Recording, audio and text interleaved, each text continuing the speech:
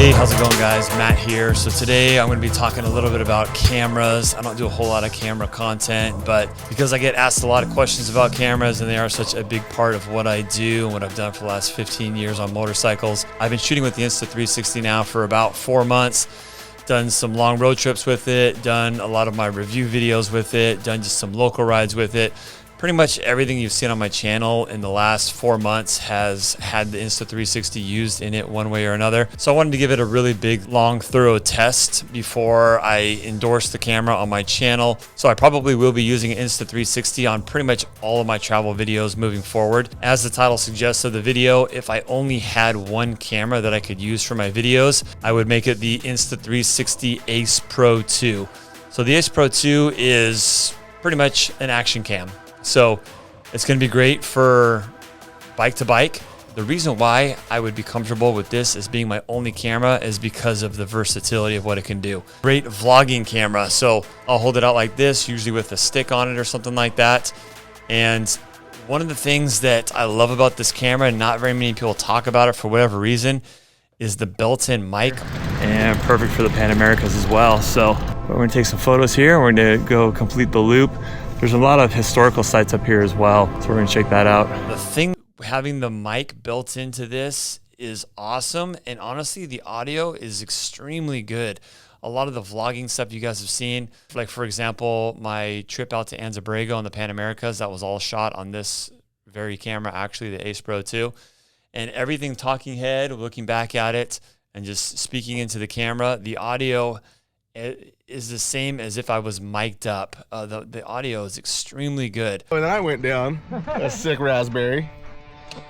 Yeah, that's a good one. We're all good. We're having fun out here in Anza-Borrego right now. I can even get some pretty good bike-to-bike audio on this.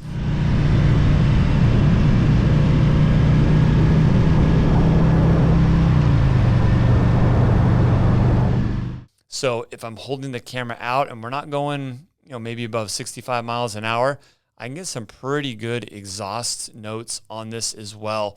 Some of my videos, I will plant a microphone in a fanny pack behind the rider. Some of you may have seen my ASMR video I did on my CVO Road Glide ST in San Clemente recently. That was a microphone in a fanny pack behind me, but some of the audio was actually on this camera. I got the audio off of the camera mounted on my helmet. So the audio on this camera is extremely good.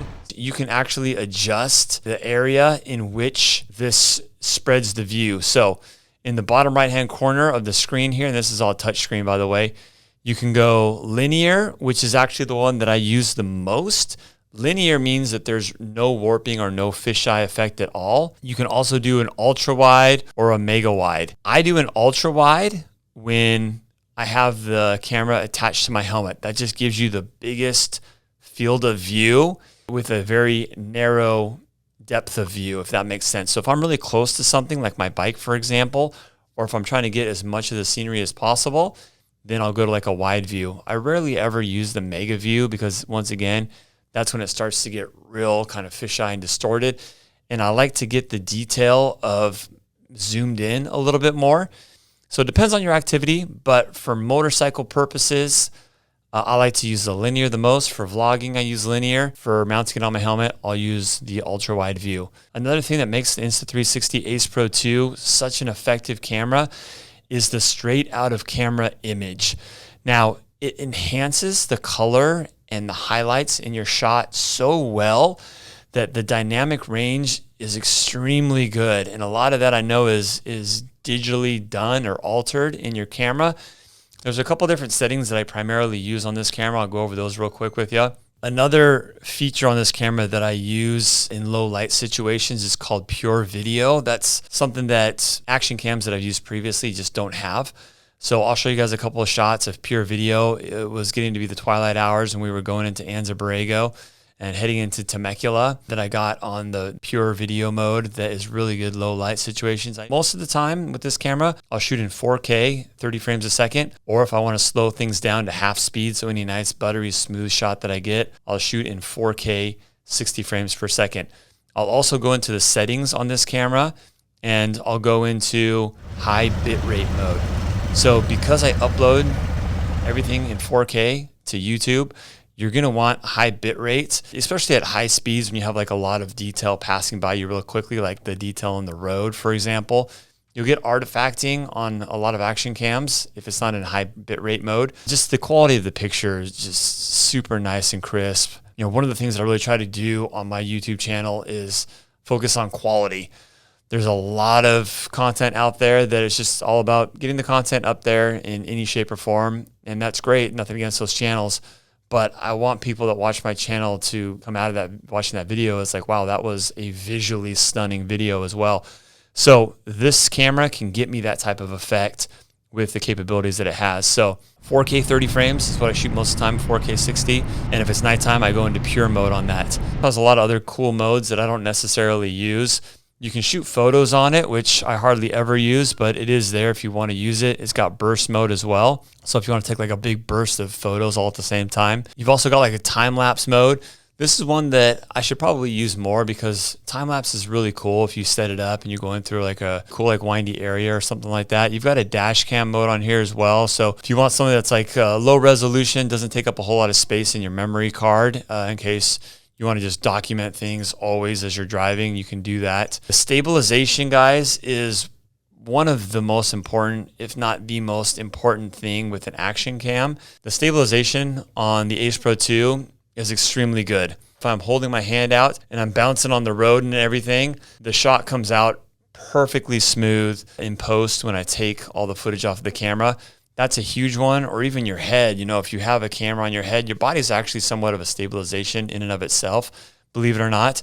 But if you're going down a bouncy road and whatever, you're going to get a lot of jittering on a non-action cam. That's really the magic of action cams, and especially the Ace Pro 2. Being able to smooth out that footage is super, super nice. Now, there's a couple different levels of stabilization that you can have on this camera. The higher stabilization you use, the less effective it is in low light situations. I run my stabilization at standard. It says suitable for stabilization in moderate activities such as road riding. High, which I don't use that much, it says it's suitable for stabilization in extreme sports such as mountain biking. Nice. Probably the three shots that I get most with this camera, as I mentioned, is my helmet shot on the side of my helmet, the handheld shot. A lot of times I'll just have a lanyard around my wrist, so when I'm shooting a bike next to me, if I need to drop the camera and get to my clutch, I can do that in a hurry, or I'll just put my camera in a bar bag or something like that on my bike so I can get rid of it if I don't need to film for a while. The other shot that I do get sometimes is I'll use a suction cup on the front of my bike and have it pointed back at me.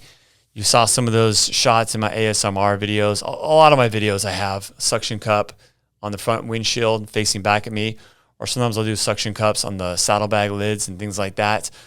Another great mount that I use with the Ace Pro 2 is the helmet chin mount. This is going to attach right to the bottom of your helmet. So you can mount it right here, which I feel like is probably the very best perspective. A lot of times I'll put my camera on the side because I have a modular helmet.